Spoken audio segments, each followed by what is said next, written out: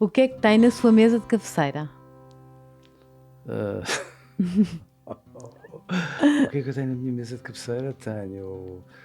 ah, Na verdade, tenho uma fotografia da minha mulher. Tem? Ai, que bonito. Qual o livro que escreveu que mais gosta? Oh, Rita, vamos lá ver. O último, para O dizer último. a verdade. Sim. Sim. Sim, por uma razão simples, porque o último que vai sair daqui a um mês, porventura, é um trabalho que eu queria fazer há muito tempo, porque eu trabalhei muitos anos numa maternidade central e sempre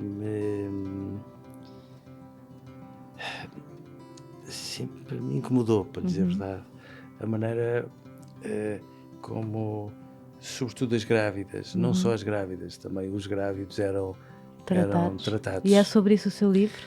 E, portanto, é Que maravilha. sobre tudo aquilo que se passa dentro de uma mãe e de um pai, na cabeça, sobretudo, e na barriga, quando, às vezes ainda antes de se ter um bebê, mas durante aqueles 9 meses. E há toda uma realidade tão intensa, tão bonita, mas nem sempre tão cor-de-rosa, que achei que era a altura de fazer aquele livro. Era um livro que eu queria fazer há muito tempo e talvez por isso eu esteja tão contente. Também eu acho uma ótima ideia e Não é? agradeço-lhe imenso. Acho que vai ser um sucesso. Vamos ver. Mesmo, tenho a certeza. Ainda há um bom conselho para uma mãe ou para um pai? Ou o melhor conselho? O melhor eu não sei, mas bons conselhos há sempre, não é? Porque, sobretudo por isto, porque os conselhos que uma pessoa como eu, portanto um técnico, pode dar aos pais, não têm tanto a ver com enfim, uma formatação prévia, uma espécie de cardápio para que eles sejam de facto bons pais. Tem a ver, sobretudo, com a leitura que se pode fazer da mãe e do pai, os pequenos pormenores que se passam dentro deles e que às vezes precisam de alguém a ligá-los delicadamente, a pôr-lhes legendas e depois a cruzá-los com algumas ideias acerca daquilo que é razoável para que as crianças e os pais se conheçam melhor e cresçam melhor uns com os outros. Agora, eu acho muito importante que os pais não percam de vista que os filhos nunca são os filhos. Ou seja, nós dentro de um filho colocamos muitas coisas, colocamos os pais que nós tivemos, colocamos os pais que nós gostávamos de ter tido e que não tivemos, colocamos a nossa infância, colocamos às vezes alguns aspectos nem sempre muito bonitos dela, colocamos a relação que nós temos com a mãe ou com o pai daquele filho, os sobressaltos antes daquela gravidez, os sobressaltos daquela gravidez, aquilo que nós construímos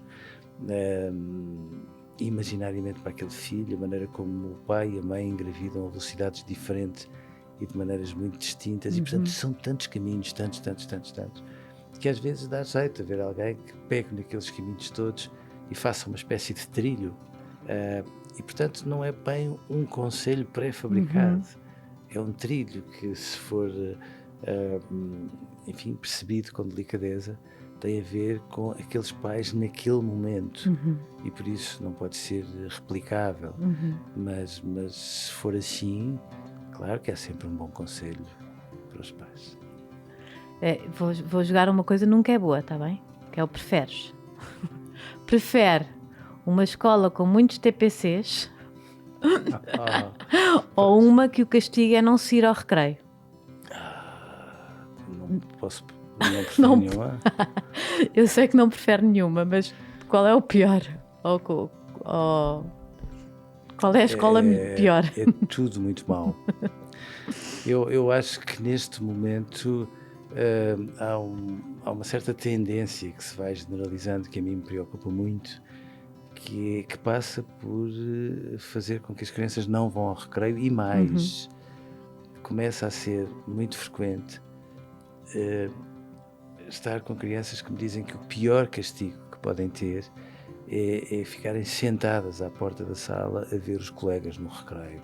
Ai, que E isso horror. já me custa muito perceber como é que se pode Parece um fazer bocadinho uma de coisa tortura boa. também, não é? É a eu acho nossa que é. tortura de E agora. portanto, eu acho que o recreio é tão importante como a sala de aulas. Às vezes eu acho que o recreio é mais importante que a sala de aulas. E tenho muita dificuldade em perceber porque é que os recreios têm tão pouco tempo e são tão maltratados quase por todas as escolas.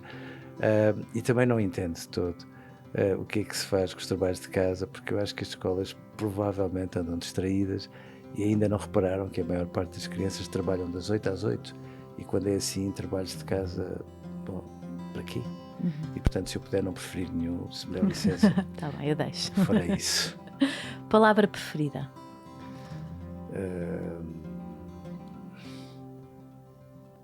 Claro, acho que a minha palavra preferida é amor mesmo.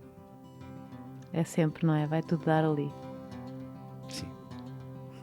Sim. É psicólogo clínico e psicanalista, professor, autor de artigos e livros científicos de parentalidade. Assina uma crónica semanal e um podcast na Rádio Observador. O resto foi mais difícil de descobrir. Tem 6 filhos, nasceu em Leiria e, segundo as minhas fontes, até há pouco tempo, pelo menos, dividia o seu tempo entre Lisboa e Coimbra. É dono de uma calma e de um sorriso que parece que está sempre tudo bem. Escreveu o prefácio e apresentou o meu segundo livro e estou super feliz de o ter aqui nesta caravana. Muito obrigada por estar aqui. Eu é que agradeço. É assim, tipo... Não sei ao que venho. Eu também não sei agradeço. ao que é que vem, mas agradeço. pelo menos que uma boa conversa, eu tenho a certeza que sempre que fala inspira sempre alguém a tentar fazer um trabalho melhor em sua casa. Vamos ver, logo se vê se a sua caravana nos Vai leva longe por aí, ou não, não é? nos leva por aí. Como é que vê os tempos de hoje? Comparar com, por exemplo, o tempo dos meus pais, ou talvez dos meus avós, em que as crianças tinham mais gente à sua volta, tinham mais mulheres à sua volta, mais mães, mais tias, e hoje em dia nascem num apartamento só com o pai e com a mãe. Como é que vê? Isto é melhor? Isto é pior? Em muitos aspectos é melhor. É melhor? Em muitos aspectos é melhor. Porquê? Porque eu acho que o mundo se democratizou. Exato. Acho que muitas vezes os governos não se dão conta disso e não são tão atentos e carinhosos para isso quanto eu acho que deviam ser. Mas o mundo democratizou-se muito. Democratizou-se, escolarizou-se. E nem sempre se tornou tão bem educado como eu gostava que continuasse a ser. Mas de certa forma mais, mais conhecimento e mais paridade também. Exato. Trouxe um mundo que corre o risco de ter outro tipo de vistas mais largas, seguramente. E portanto não tenho dúvidas ao afirmar que nós hoje produzimos os melhores pais e as melhores mães que a humanidade já produziu. Sem dúvida absolutamente Isso é ótimo nenhuma. ouvir. Mas é Uma verdade. pessoa tem muitas dúvidas, não é? Mas é tão verdade, bom. os pais são mais empenhados quando se trata de pensar em serem pais. Conversam muito mais acerca de uma A gravidez. criança ganhou um peso na sociedade que nunca Nem teve sempre antes. bem, digo eu. Nem sempre bem. Nem sempre bem, por uma razão simples, porque eu gosto muito que os pais se envolvam no crescimento dos filhos e queiram ser pais. Acho que as crianças hoje têm o privilégio de ter muito mais pai tomadas na sua generalidade do que tinham há 1, há 2 ou há 3 gerações atrás. Às vezes fico zangado, claro, porque incomoda-me o discurso politicamente... Bom, na verdade incomoda-me o discurso politicamente correto. Sim. Mas o discurso politicamente correto em relação à paridade a mim incomoda-me imenso.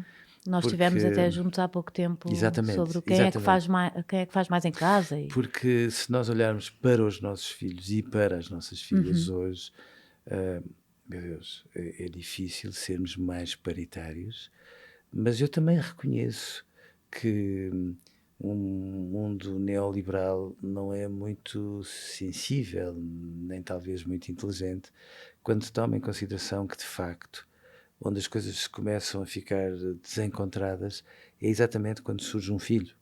E inevitavelmente o papel da mãe e o papel do pai não são iguais.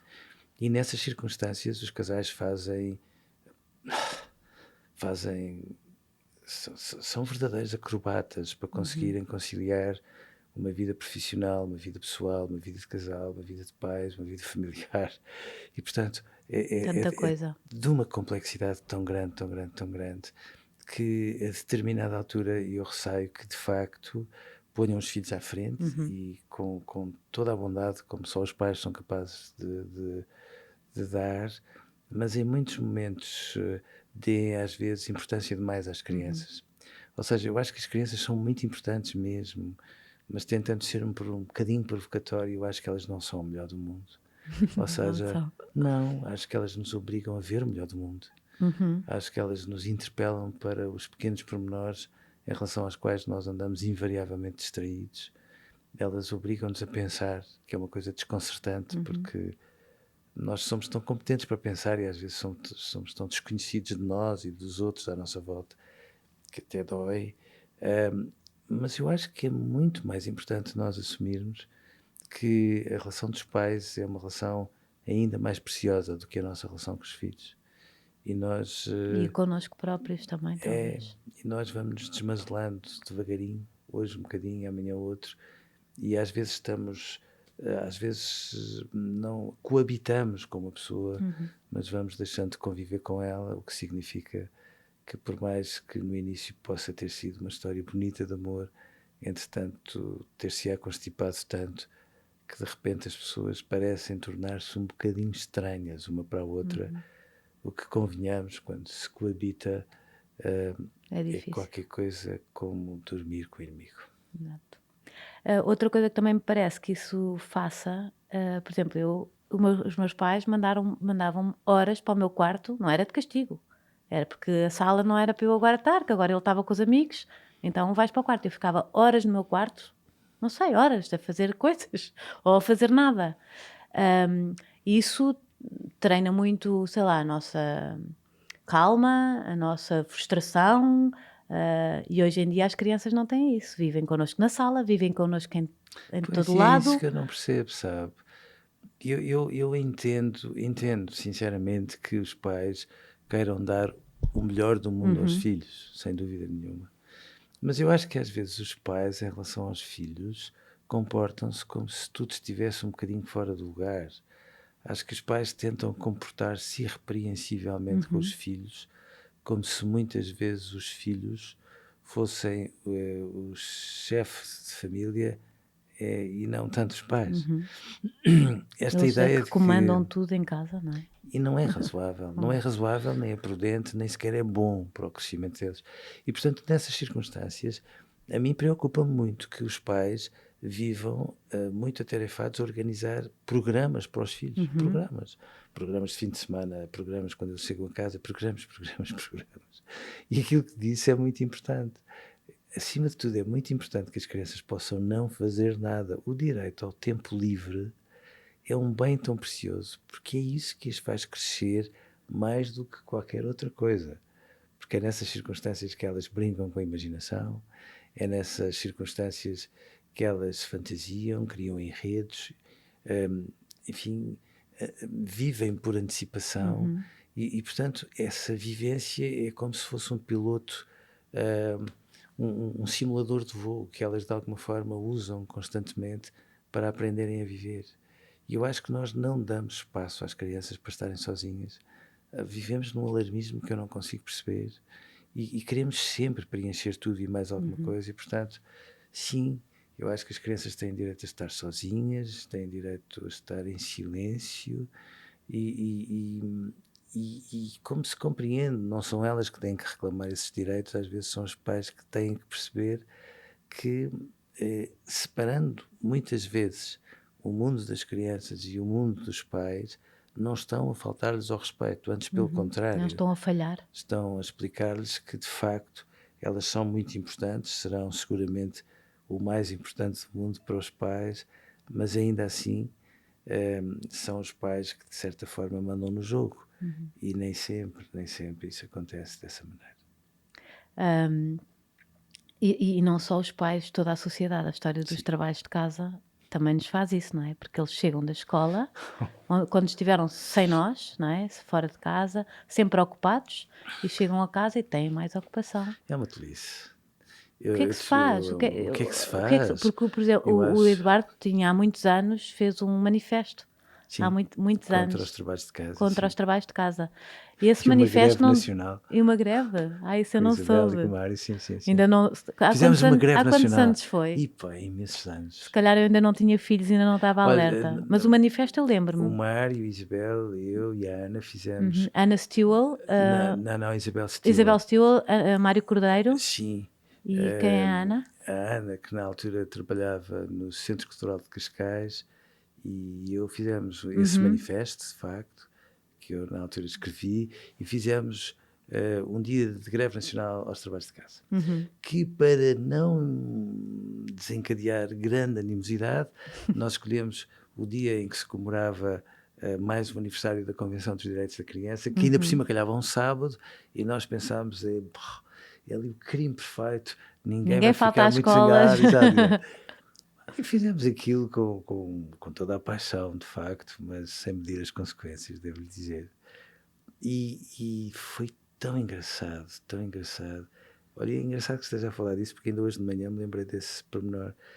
E que foi tão engraçado, aquilo pegou fogo de tal maneira que na quinta-feira seguinte, quando eu estava a chegar de Coimbra para ir dar aulas para o ISPA, ali ao pé de Santa Apolónia, eu ia passar completamente distraído e de repente senti um carro a buzinar para mim. Era um pai que ia a conduzir e depois ele abriu a janela de trás e da janela de trás estava um filho que pôs a mão de fora, juro que é verdade. É apoiante. Tipo, a luta continua. Isso é muito bom. Sim, eu senti-me verdadeiramente comovido, pensei, como é que é possível? E portanto eu tive Che Guevara. assim, uma coisa desse tipo. E portanto eu tive a noção de que por uns momentos me tinha tornado, eu, Isabel, o Mário e a Ana, tínhamos tornado assim uma espécie de exército de heróis, salvação. sim, uma coisa dessas.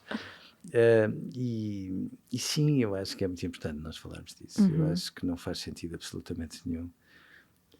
Eu acredito que se ponderasse fazer agora mais uma, tinha ainda mais apoiantes. Veja, nós fizemos isso. As pessoas, até por todos os pontos de vista que eu vou assumindo a esse nível em termos públicos, associam invariavelmente a ser contra os trabalhos de casa. Eu tenho muita dificuldade em pôr as coisas dessa maneira. Vamos lá ver. Eu em primeiro lugar, não me canso de chamar a atenção que faz diferença aquilo que se passa hoje e aquilo que se passava há 20 anos atrás. Quando as crianças tinham aulas só de manhã, não me choca rigorosamente nada que ali a meio da tarde, ao fim da tarde, tivessem meia hora para fazer trabalhos de casa. Não me choca, antes pelo contrário, percebo.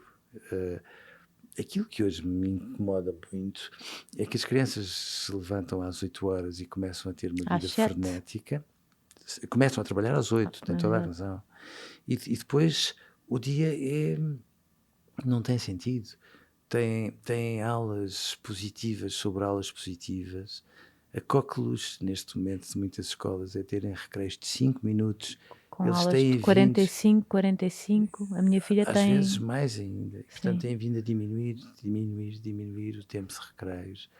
Depois, dependendo do tipo de escolas onde eles estejam, as mães habitualmente vão buscá-los, as mães, os avós, mais do que os pais, vão buscá-los. Ou as carrinhas. E andam ali a saltar de ateliê de tempos livres em ateliê de tempos livres, que é publicidade enganosa, porque de facto de tempos livres não têm nada, são atividade escolar parte 1, parte 2, parte 3, parte 4, parte 5, nunca mais acabam. Quando não ficam na própria escola sem com dúvida. esse tempo livre. E depois têm mais o desporto, a catequese, a música, isto e aquilo, e aquilo, e chegam às 8 a casa. Portanto, elas trabalham 12 horas por dia.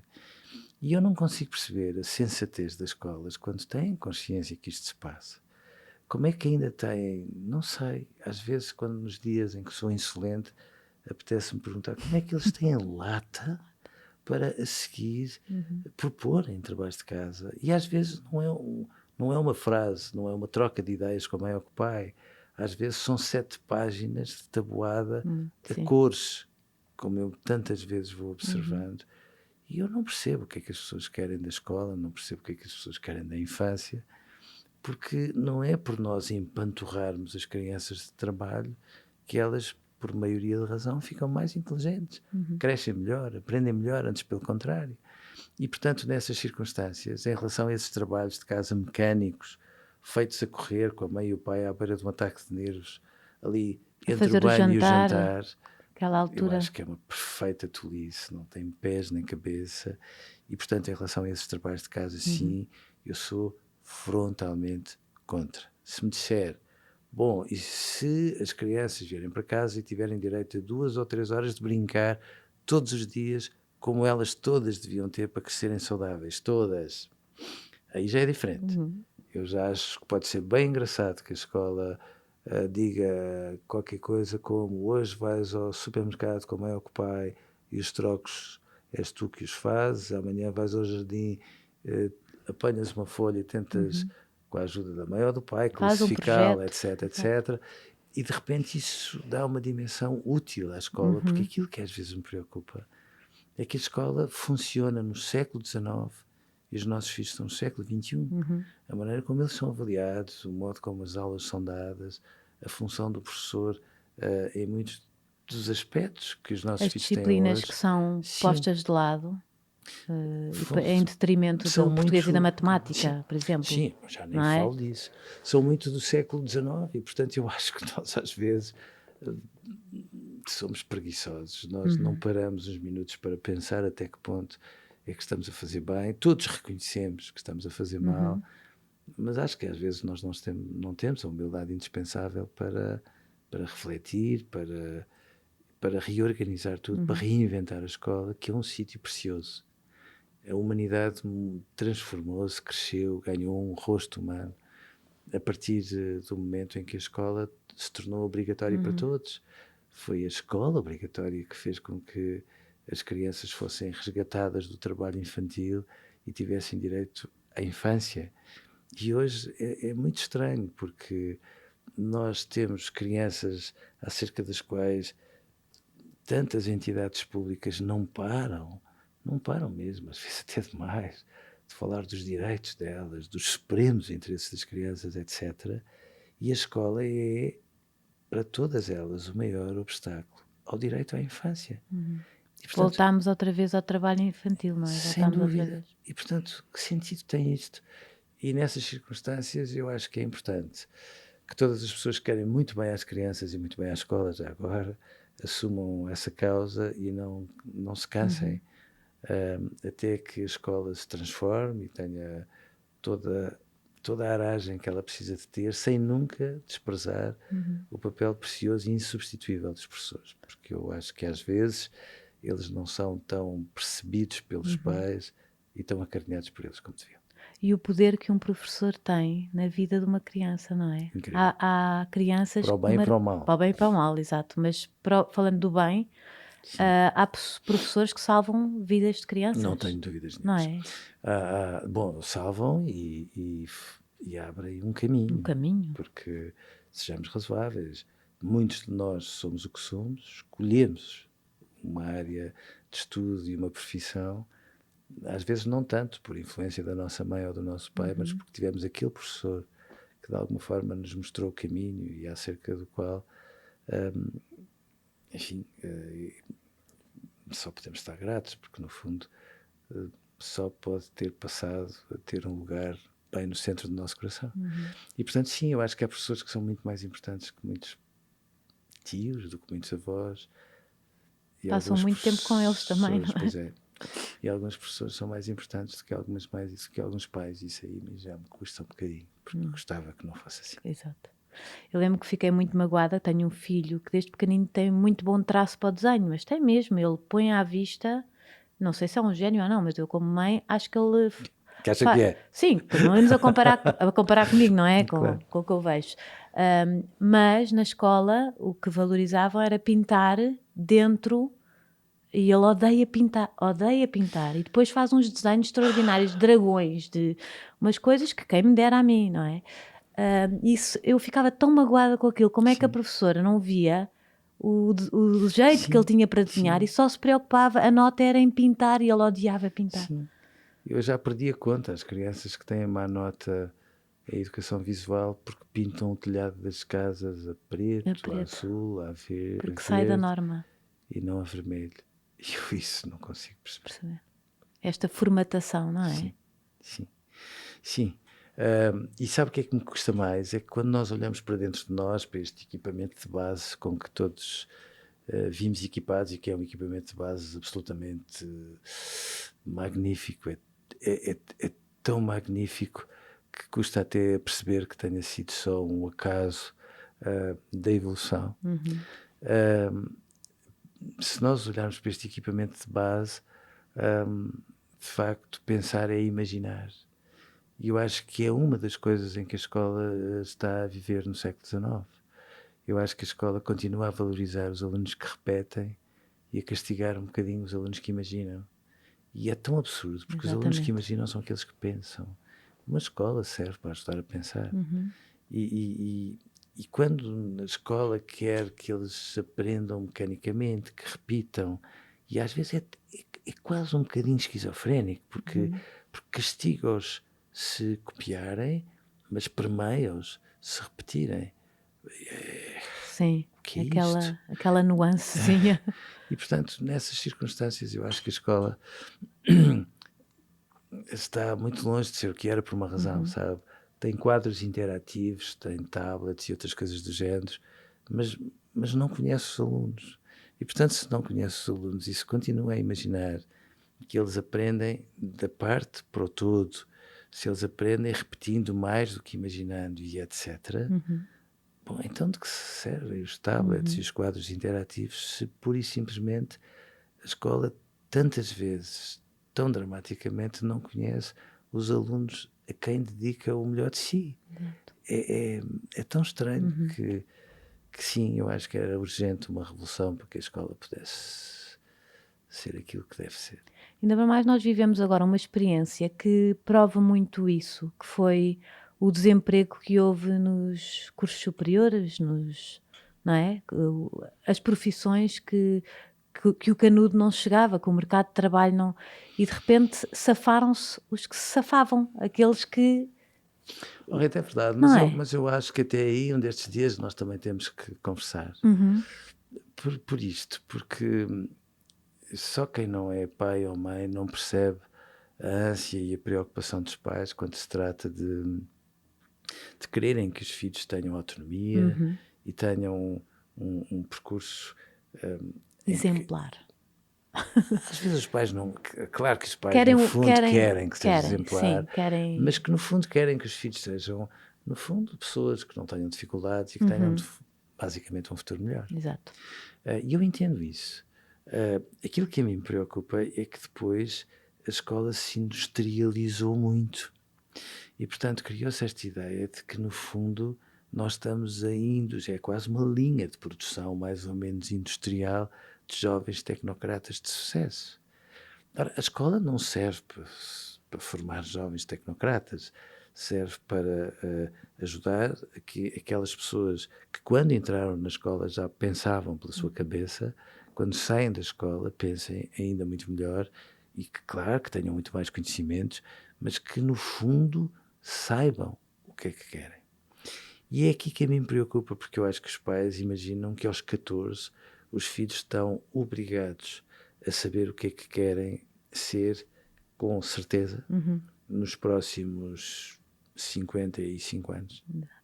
Portanto, aprenda aos 14 a ser feliz, garantidamente feliz, nos próximos 55 anos. E eu acho que se nós pararmos um bocadinho e nos pusermos em questão, nós próprios temos a noção do absurdo que isto é, porque é como se nós lhes estivéssemos a exigir uma coisa que nós próprios não somos capazes de fazer. Quem de nós é capaz de garantir que consegue ser feliz no próximo ano? Porque às vezes a vida dá uma série de solavancos que nos obrigam a virar do avesso e a repensar tudo. E repensar é muito mais importante do que pensar à primeira. Essa resiliência, não é? Na E, maneira de portanto, darmos a volta às eu coisas. tenho muito medo que depois a universidade, de uma forma muito preguiçosa, muito aristocrática, continue muito distante de tudo mais e não crie ela própria a seleção que não devia ser no final do secundário, para que depois logo ali, e aí sim, as pessoas que escolhem um curso superior tenham que pensar o que é que querem fazer com ele, de que maneira é que aquele curso tem a cara delas e tudo mais. E, portanto, criou-se a ideia de que um curso superior, independentemente da paixão com que se vai a jogo, salva toda uma vida. E não é verdade. E, portanto, à escala de uma relação amorosa, eu tenho medo que os pais queiram muito pôr a empregabilidade à frente de tudo. E à escala de uma relação amorosa é como dizer a um filho aos 14: olha, não te preocupes, arranjas uma namorada rica e depois fazes como se faz em relação à água tónica das Schweppes, aprendes a gostar. E evidentemente os miúdos que se destacam no fim de um curso são aqueles que vão atrás de uma paixão, porque aquele curso representa uma encruzilhada de tudo o que eles são, tem a cara deles e tem tudo a ver com eles, que por mais que eles por fora pareçam produtos normalizados, são absolutamente singulares, e é essa singularidade que faz com que eles, ao entrarem numa empresa, num projeto, seja no que for, se destaquem sem querer, porque são eles, só eles, inimitáveis, e não são aquilo que tantos outros aparentemente iguais a eles por fora acabam por ser. E, portanto, eu acho que de repente nós criamos tudo isto, e é claro, um empregador, quando tem 1000 produtos normalizados e tem um que é como é, mas que é tão singular que se destaca sem querer, claro que os outros depois têm que ir à procura de outros caminhos, com muitos trambolhões à mistura e com muitos ressentimentos, e eu acho com legitimidade para os terem. E é aqui que eu acho que a certa altura nós temos que pensar. A escola faz muito bem, a formação universitária é um privilégio, porque são muitos anos de escola, logo, bom, abrem-se muitos horizontes que, bem utilizados, podem ser absolutamente indispensáveis, mas nós continuamos com esta ideia. Um curso superior, seguramente, para que tenham uma vida melhor, e as coisas não se põem dessa maneira. Uma paixão antes de mais, e depois que façam pela vida a ir à procura dela, porque é isso que depois faz a diferença. Tantos anos de profissão, onde é que está o segredo? Se é de uma criança feliz? É simples. É simples. Sim. Diga-nos, precisamos de saber. O outro dia, o meu filho pequenino virou-se para a mãe e fez uma pergunta que eu acho absolutamente inacreditável. Eu não teria sido capaz de a fazer. Virou-se para a mãe e perguntou-lhe onde é que era a casa dos maus. E eu acho que ele queria perguntar qualquer coisa como: calma, se os maus têm uma casa é porque têm um pai e uma mãe, e se têm um pai e uma mãe, porque é que são maus? E, portanto, o segredo de uma criança feliz é simplesmente este: é ele ter uma casa, o que significa que uma casa nunca é bem este espaço. É o espaço que resulta do facto de termos uma mãe e um pai, regra geral, a quererem acolher-nos sempre, e é só isso que faz com que uma criança seja feliz. E a atenção também, essa atenção à criança, o amor. Sim, mas é esse lado de se ter uma mãe que pega ao colo de uma forma diferente de um pai, que ralha de uma forma diferente de um pai, que se esganiça de uma forma diferente de um pai, ter um pai que faz de conta que é distraído de maneira diferente da mãe, mas que depois, chegada a hora, faz com que gostem de maneiras tão diferentes de uma mesma pessoa, que logo aí ser-se amado perdidamente por duas pessoas diferentes faz com que uma criança não consiga ser igual à mãe e ao pai ao mesmo tempo, e só isso faça com que ela perceba que inevitavelmente tem que ser ela própria a síntese daqueles dois. E é isso que é um sentimento de estar em casa, que habitualmente os maus não têm, porque é como se no fundo fossem um bocadinho sem abrigo e andassem sempre à procura de alguém porque lhes falta o essencial e, portanto, o segredo de uma criança feliz é só esse, é ter um pai e uma mãe que sejam a sua casa. E um pai e uma mãe que não sejam perfeitos ou que não tentem passar essa perfeição. Nunca são. Mas é tão bom os filhos verem que somos Nunca imperfeitos, são. não é? Que choramos, que Sim, sim, sim, temos sim, emoções. sim, Porque é que os sim. pais escondem isto das crianças hoje em dia? Hoje em dia, ou sempre, se calhar sempre foi assim. Porque são bondosos. Eu acho que os pais têm. Eu não acho que a ideia dos pais seja venderem-se acima do preço de mercado, sinceramente. Eu acho que os pais têm muito a ideia de que são um bocadinho como os heróis. Quando nós olhamos para os heróis, Exato. os heróis não adoecem, não morrem, claro, não envelhecem, não dormem, não ficam com a roupa amarrotada. Portanto, parecem ter sempre a solução certa no momento exato. E é tão fascinante quando os nossos filhos nos põem nessa função. É tão fascinante quando um filho está ao nosso colo e acha que se nós esticarmos um bocadinho os braços com jeito, chegamos às nuvens, somos assim uma espécie de arranha-céus, que de repente os pais se encolhem todos quando são simplesmente pessoas. E eu acho isso, eu acho que os pais são muito mais bonitos quando se enfurecem em direto e ao vivo, quando ficam tristes em direto e ao vivo, quando assumem as suas dores em direto e ao vivo, porque a contrapartida é muito complicada para as crianças leem os olhos muito mais do que leem as palavras, e quando leem nos olhos dos pais, que os pais têm muitas nuvens nos olhos, e não são bem os pais que eles precisam de ter, as crianças assustam-se mais, mesmo, sobretudo porque os pais estão ali a fazer de conta que são as pessoas que não são. E, Exato. portanto, os pais querem muito Que não fazer são isso por reais. bondade, mas a bondade maior é nós dizermos aos filhos: olha, eu também faço as neiras, vê lá tu, com tudo aquilo que sei, com aquelas coisas todas que tu imaginas que eu sou capaz de fazer, até eu faço as neiras. E, portanto, o segredo não é nós não fazermos as neiras, é nós aprendermos com os nossos erros, que é uma coisa diferente. O que é que gostava que mudasse agora assim? Se pudesse mudar uma coisa nesta. Onde? Em Mudar casa onde? das pessoas. Em casa de uma família. Eu não tenho. Para que isso mude a nossa sociedade, partindo do princípio que Eu gostava cada mais. um muda a sua casa para fazermos um mundo melhor. Rita, veja bem, eu acho que para mudar o mundo não são precisas grandes coisas, curiosamente. Às vezes nós escutamos os políticos falar de medidas estruturais e de medidas estruturais e de medidas estruturais, e à escala de cinema faz lembrar um pouco uma grande produção cheia de efeitos especiais. E eu tenho a ideia que quando vamos por aí muda-se uma pequena coisa para ficar tudo mais ou menos igual. E, portanto, eu acho que para mudar as coisas não são precisas assim tantas medidas estruturais.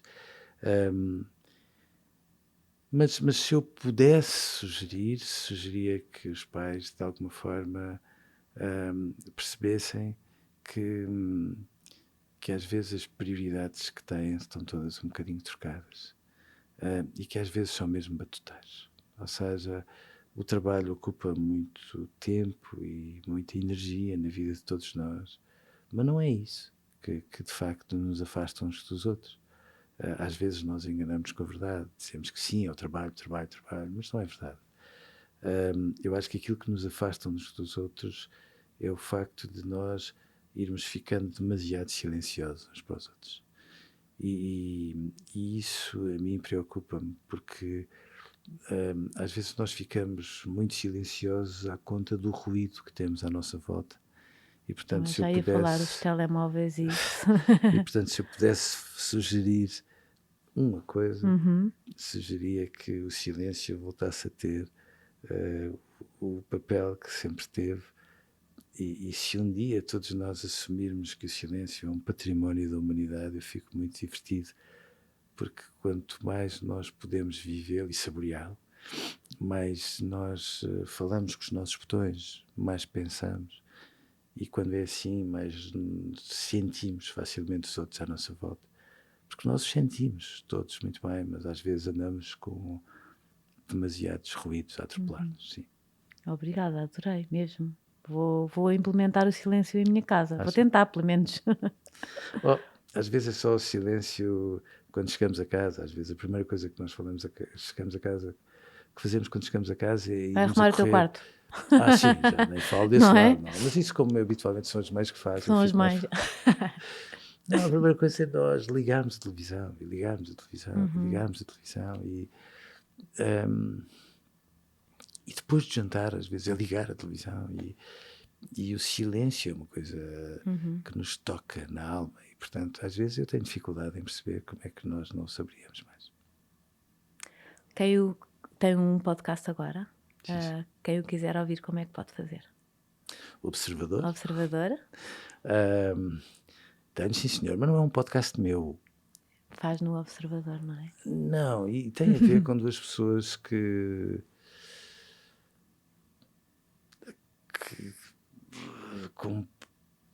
eu acho que foi um privilégio absolutamente surpreendente para mim, devo dizer. Eu trabalhei durante muitos anos com a Isabel não é minha amiga, a Isabel Steele é da minha família, não é? E a determinada altura surgiu a hipótese de saltar para o Observador e eu achei que podia fazer sentido. Não posso deixar de estar profundamente reconhecido em relação à Antena 1, mas achei que se calhar a Rádio Observador talvez representasse o degrau a seguir da rádio. O digital e a maneira e a fusão de conteúdos a dialogarem connosco, e quando eu passei para lá, o Pedro Castro apresentou-me o Ricardo Conceição e a Ana Filipa, que eu não conhecia de facto. Conhecia de voz o Ricardo, e devo dizer que o nosso primeiro almoço foi um almoço enfim, quase embaraçoso, porque estávamos ali a perceber que íamos trabalhar uns com os outros. Foi um blind date. Exato. Mas pronto, e é muito estranho, porque de um momento para o outro nós temos idades diferentes, temos experiências muito diferentes, temos formas de estar completamente diferentes, e de repente parecíamos... provavelmente foi isso que o Pedro imaginou, e se imaginou, meu Deus, como estou agradecido. E de repente demos-nos conta que tínhamos uma zona de cumplicidade tão grande, tão grande, tão grande, que quando conversamos uns com os outros, aquela conversa é uma conversa a três, não é um podcast meu, não tem como. Só é aquela conversa porque depende de nós três, e é uma coisa tão intensa, tão divertida, nós tocamos-nos tão fortemente uns aos outros que nos divertimos imenso e que às vezes nos comovemos, e portanto é toda uma montanha russa de emoções, e sim, é um privilégio, porque eu acho que a determinada altura isso se sente para quem está a escutar, porque aquilo não é bem, é claro que temos um microfone à frente, mas é uma conversa de três pessoas que se tornaram subitamente amigas, e que como às vezes acontece em algumas relações da nossa vida, nos fazem sentir que já nos conhecemos há muito tempo e acabamos de chegar à vida uns dos outros. E portanto sim, é um privilégio, e é Observador. Observador todos os dias, que isto é que eu acho fascinante. 17h15. Às 17h15, e depois, quem também já tem o podcast da Caravana no telemóvel, passe por lá.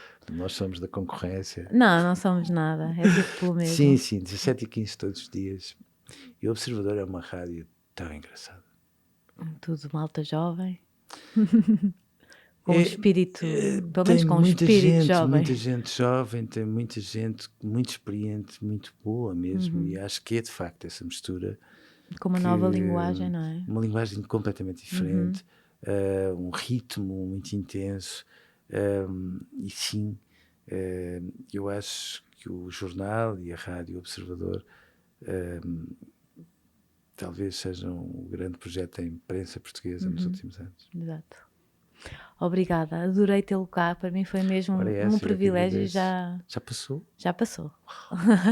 Gostou de estar na caravana? Claro que Foi uma boa sim. viagem? Não, foi rápida. Não temos a cumplicidade dos teus colegas do Observador, mas também já nos conhecemos há algum tempo. Com jeito, vamos lá. Vamos lá, exatamente. E pronto, já sabem que podem ouvir o Eduardo Sá na Rádio Observador. Aproveitam, fazem o download da aplicação para o vosso telemóvel, ouvem a caravana. Também podem ver no YouTube. E não se esqueçam de ativar as notificações para receberem os novos episódios. E já sabem. Boa semana. Um conselho para esta semana: respirem, andem mais devagar, é o que eu digo sempre. Respirem fundo, digo sempre, respirem fundo, andem mais devagar, vivam mais devagar, aproveitem as pequenas coisas da vida. Eu não tenho jeito nenhum para dar conselhos. Não tenho mesmo, nem sequer tenho inspiração nesse sentido. Não mesmo. Agora... Mas pode dar o conselho do silêncio. Sim, esse eu gosto de dar. Não é? Claro que sim. Então dê lá para acabarmos isto. Não, mesmo quando está conduzido, aceito esse conselho. Porque sabe que é tão desconcertante como nós somos tão finos na sensibilidade. Nós não temos como não ser sensíveis. Nós somos tão intuitivos, somos tão atentos. Produzimos tantas toneladas de informação a toda a hora que eu tenho muita dificuldade que não nos possamos dar a oportunidade de a digerir, e o silêncio ajuda a digeri-la, porque de repente, quando damos conta, nós temos em nós tudo o que é indispensável para crescermos. E mas o ruído pode ser um vício para nos distrair de nós próprios. Mas ele distrai-nos sobretudo de nós próprios, e distraindo de nós próprios e daquilo que sentimos, distrai-nos da maneira como nós sentimos as pessoas ao nosso lado. E portanto, sim, o silêncio abre avenidas novas dentro de nós, na nossa cabeça, no nosso coração. E é um privilégio tão grande ter avenidas novas que é um desperdício quando não vamos por aí. Até porque nas avenidas novas pode haver ali um sítio, um parque, sei lá, depois uma pessoa põe lá uma caravana, faz uma bela conversa, é o que aconteceu. Obrigada. Obrigado.